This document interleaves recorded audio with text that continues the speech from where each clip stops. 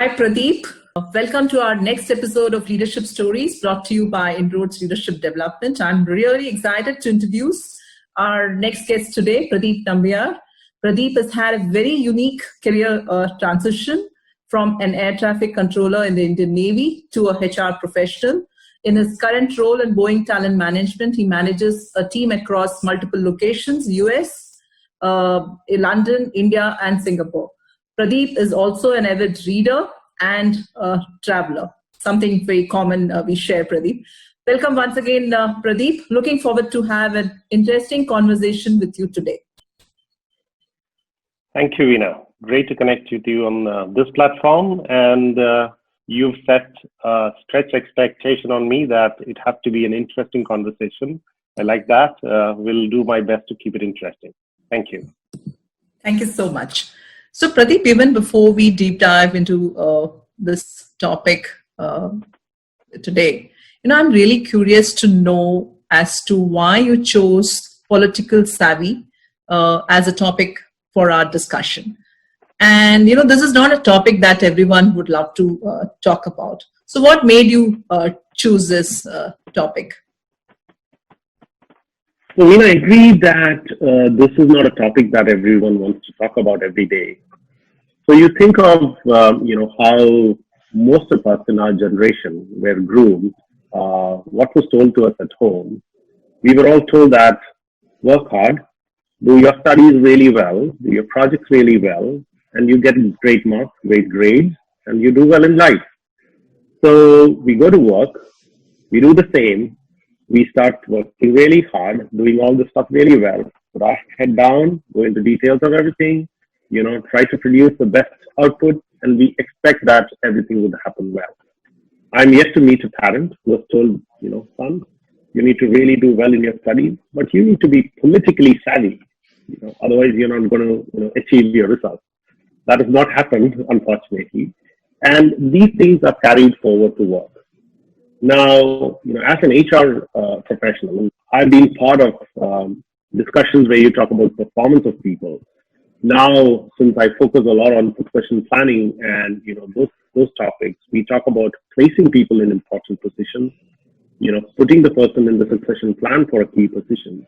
You realize that a lot of decisions are taken, or in a lot of cases, people don't get to a position, not because they are technically less competent, but because the group or a board does not believe that this person has the savviness to manage a situation, deal with external environment, deal with customer groups or stakeholders. So many of these things become a barrier rather than technical competence. Then you realize that the word used may not be politically savvy, but finally they are all talking about something beyond functional technical competence, something beyond plain vanilla presentation skills. This is something more than that. And that's what made me say that let's talk about the subject. So I feel this conversation helps in throwing some light on the subject and makes it easy for us to discuss.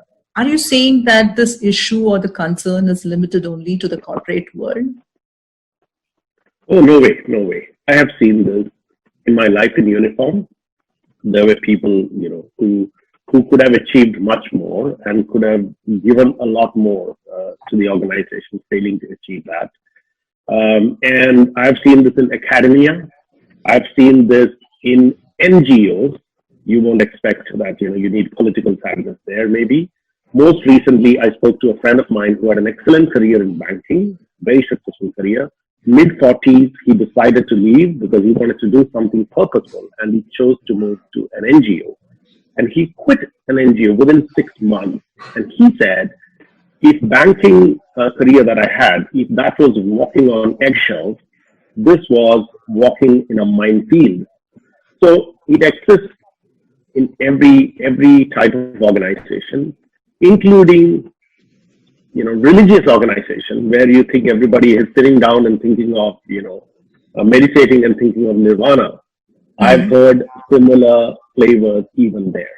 So I think it is there everywhere. This word politics, quote unquote, is often has a very negative connotation. So people rarely like to associate themselves with this quality.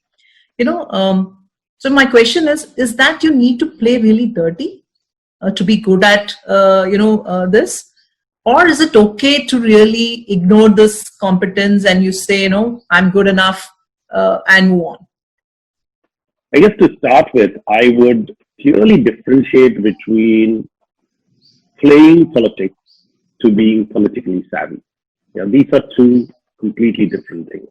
So let me lay it out on a spectrum. Okay, on one end of the spectrum, you have, let's say, someone who's not politically aware.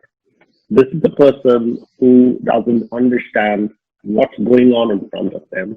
He's unable to read the cues, but is a high integrity person, is doing their work really well. Sometimes might speak something which is inappropriate to that political context, burn their career, and would not achieve the result. And this is a person, classically, many of them who have started our career by saying, I would go to work, I'll give my best. And if there is politics, I'll just put my head down, work in this, imaginary bubble, and wait for the politics to blow away with the next, gush of wind. And it doesn't happen. So that's one end of the spectrum. High integrity, don't want to do anything bad, but not politically aware. Yeah. Now comes, middle of the spectrum. This is, I would say, this is the right place to be in. This is someone who's politically aware, can read the cues, can understand the underlying dynamics, and is also able to navigate that situation without compromising ethics and integrity. This is about using your skills to navigate the situation to drive the right kind of result. So that's the middle of the spectrum. Now, if you go all the way to the other end of the spectrum, this is where someone who, again, is politically aware, reads everything, understands what's going on, and the person has an issue with integrity, values, or ethics, and starts manipulating or using that situation for their benefit. How do I use this situation to get my promotion? How do I get the situation to make more profit? So it's a spectrum. And when we say politically savvy, we are talking about the middle of the spectrum. We are not talking about compromising ethics, integrity, and values. And this is where we clearly need to differentiate political savvy with playing politics or playing dirty. So thank you for clarifying, Pradeep. So what you're saying is it's not actually playing dirty. It's all about, and it's not about compromising on your ethics and integrity. It's more about how do you really navigate, through in terms of what's happening around you. So Pradeep, can you share an example from your own personal journey where you would have used this competence, which you said, which is political savvy, to really drive results, probably at a professional level? One that comes to my mind is while I did stint in consulting, I worked with a practice leader for my consulting space who was very, very financially prudent, who would always be worried about how much are we spending on an engagement. He would question if he travels to a client site and we are spending extra time, he'll be very careful with this. And then I realized that there are times when we have to make a major proposal. He would travel one day before, yeah, and there is no need. Your presentation is the next day. He would travel one day before. There are situations where he would travel 2 days before, and I have accompanied him on these travels. And what happens is we would travel. We would meet a few key people. It could be anyone. He has chosen these few people to meet a day before the proposal. He would discuss broadly what are we going to talk about in the proposal.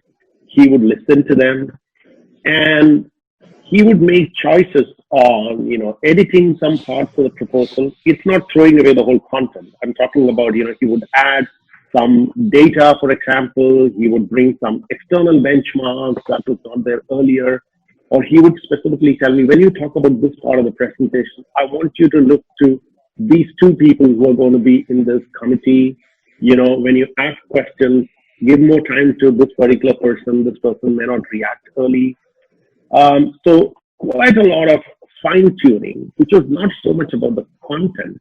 It was, fine touches to make it go smooth with the audience that you're present. And I realized each time he made these big, pitches, it went super smooth. What I learned and realized is that what he was doing was a fine, perfect, positioning of what he had to present and how he had to manage based on the key influencers that were on the group, things that these group may or may not like there are hot buttons for any company, any group that they like or don't like. He would make sure that he's not pressing on any of those buttons, and made sure that all these things are addressed and not just the functional technical aspect of a proposal is addressed, and that went smooth. I have brought that into my practice even today, but I still apply this because I end up making presentations, making a lot of times not just generic presentations, going with proposals, influencing some group on a change that we want to implement. I make sure that I understand my audience. I work with them early enough. Most of the work is done before you go and meet somebody. Finally, meeting that is only like 20% of or 10% of the time, but you spend 90% of the effort before. And it's also important to know an influencer or a politically important person in a group may not necessarily be the most senior person.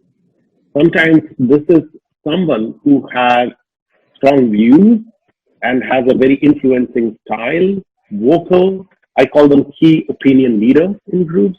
These key opinion leaders can hijack, what's happening sometimes in a setup.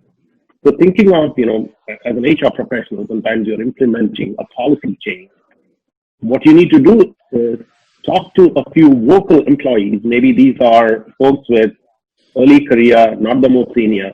So we take it to them for a review of the proposal. Sometimes involve them as committee members in benchmarking, so they bring their value.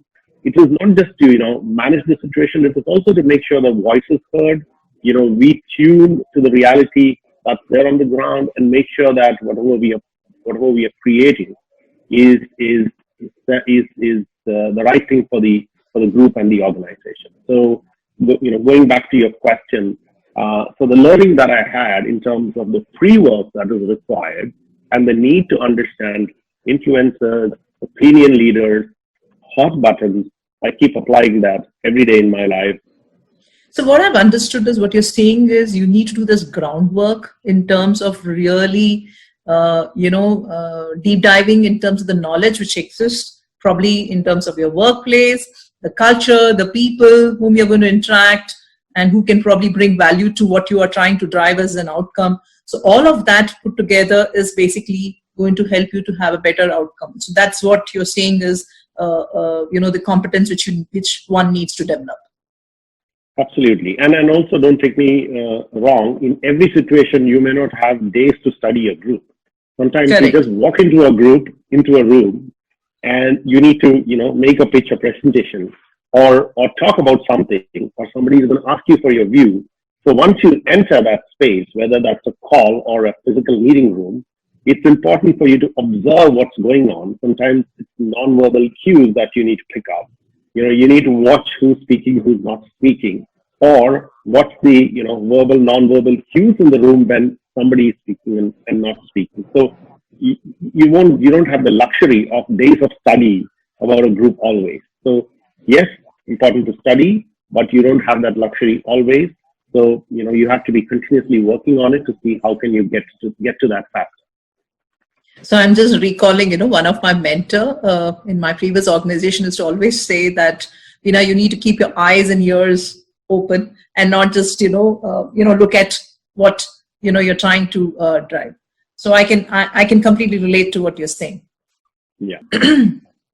So Pradeep, as you said that, it's also about really understanding the verbal, non-verbal cues, what you really get.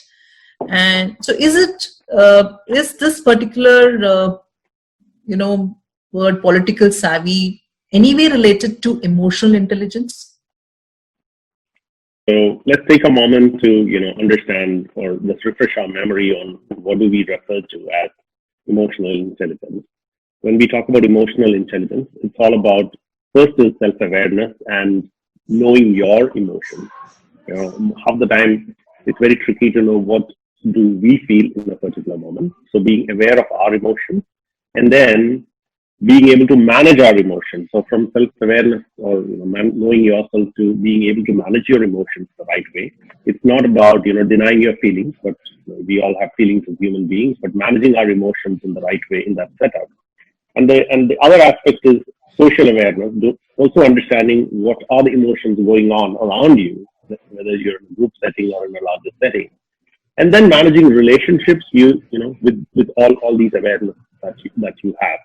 So knowing how your emotions work, managing them, and then social awareness and applying that. So when we talk about political savvy, it's all about knowing what to do, what not to do in a lot of situations, and understanding your environment around you, group around you, and applying that in a way that you can influence the situation to drive results. So being interpersonally agile, having high level of emotional quotient is extremely important to be politically savvy, because that's an enabler or a driver to get to that point. Because if you're unable to read, of course you can't navigate the situation. So to kind of summarize, emotional intelligence is important and key to being politically savvy. So in other words, it's a prerequisite for you to have to become actually politically savvy. Pradeep, for the closing remark, what would you like to leave with our audience today in terms of how can they really get started in terms of building this competency? Good one to end with. Veena, this could be a closing remark for our conversation, but I would say this could be an opening remark for a few people when they think about this topic. Very true. Yeah. So the first and most important one is to accept organizational politics as a reality. Because I see a lot of folks struggling in this space because they keep denying that organizational politics exists.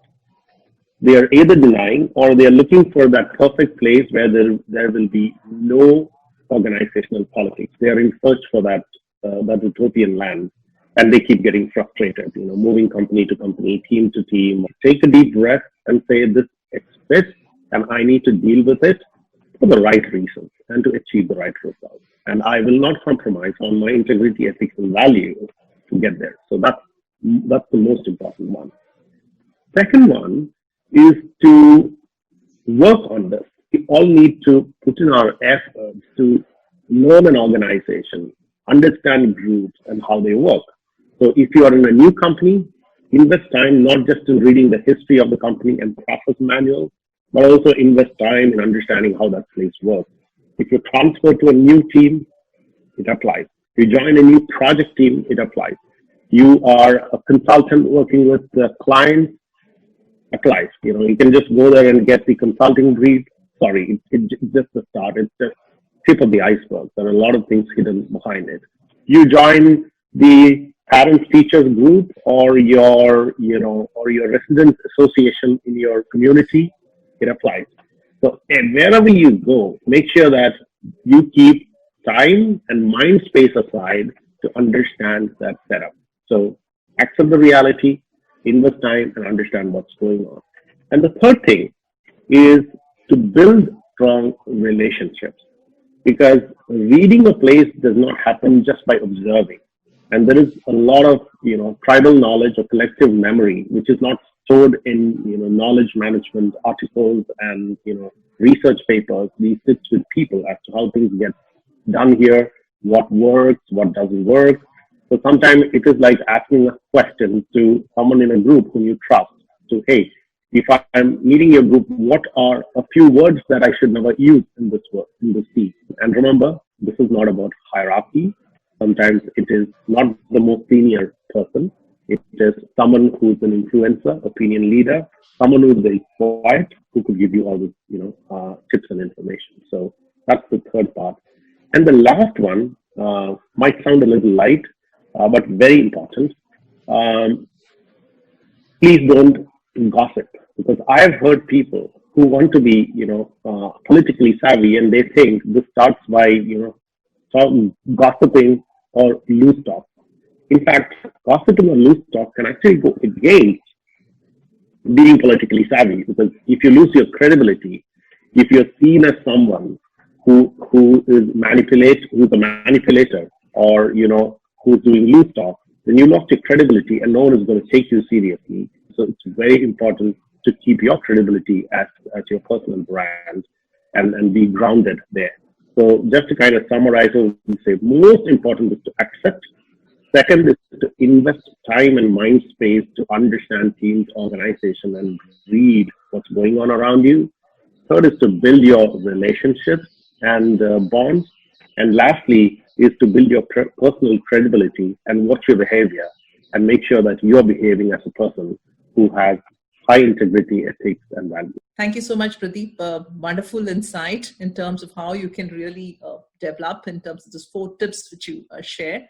And I'm sure all our audience are going to benefit from this.